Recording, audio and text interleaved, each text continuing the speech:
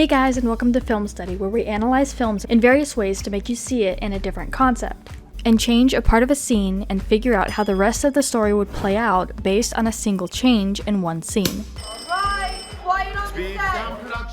There's no doubt that there's been some kind of change recently if you've watched every single one of the Pixar films. Major Pixar fans will know that John Lasseter decided to slip out of the Disney company due to some serious allegations made against him. Since then, I believe many people have noticed the differences in their movies. A mother came out to Fox News explaining how she feels, saying, "The adults at Disney create a storyline for the young main character and her fictional friends around their attraction of an older boy dangerously close to being a legal adult at 17. Disney clearly is no longer interested in being a guardian of the innocence of childhood. Instead, by their own admission, Disney leadership is actively pushing children out of Neverland and directly into an adult's world. Whatever Disney's future might be, it's a sad reality that the company is losing its credibility through movies like Turning Red. For parents who proactively monitor what their child is viewing, it's likely time to say goodbye to today's Disney if you want to protect your children from the grooming tactics. We're not dealing with Mickey Mouse anymore." She speaks mostly about the scenes that are being shown to children and how it sends a different message that adults recognize more so than children. I understand where her words are coming from, as I believed myself that as soon as Lasseter left the company, their movies wouldn't be the same. And it's not just Turning Red either.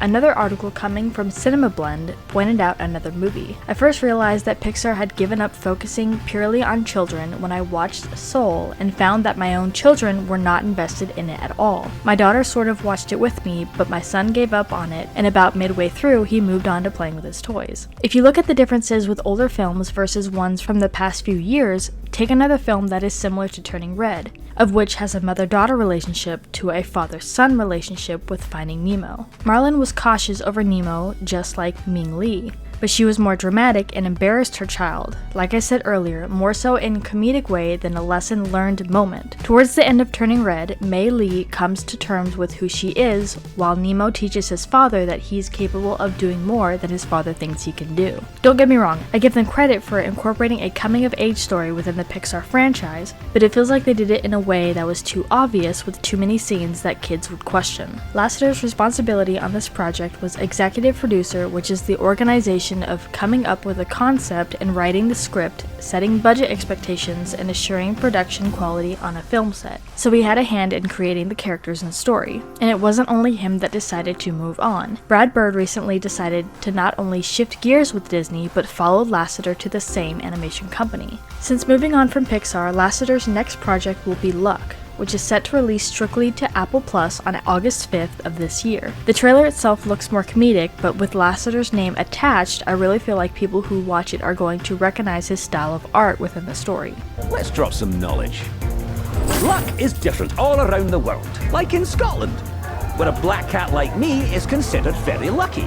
And even DreamWorks is looking to be less and less of a competitor these days. I've always noticed DreamWorks and Disney as being the opposite. DreamWorks focuses their stories on comedy rather than lessons or importance of the story. Shrek learns to love not only himself, but opening his feelings to someone else. But the lesson isn't as obvious as what Disney makes it out to be in their films. Jeez, I know you talked to her last night. You're great pals, aren't you? Now, if you two are such good friends, why don't you follow her home? It just feels like their films aren't getting talked about as much as they used to. Now, since Disney is letting go of the more heart-to-heart stories, Skydance Animation, the company that Lasseter moved to, might be the next Pixar, and their films get more recognition. It would more than likely take a while. What I mean by that is Disney will still have its name. John Lasseter is not the one who created the company or the true meaning behind it, obviously. The film feels like more of a comedy, and with Disney you notice they try to pull more on the heartstrings and get you to feel for the character than any other franchise, hence why they are so popular. But what do you guys think of this? I truly feel like the turn that Disney has made over the past few years was slow, but now it's become more noticeable. I mean, maybe it's just me. Most of us grew up with the original stories, and of course there's always room for more stories and creativity, but the stories that pull on the heartstrings just feels like it's become less and less. But let me know what your thoughts are in the comments down below.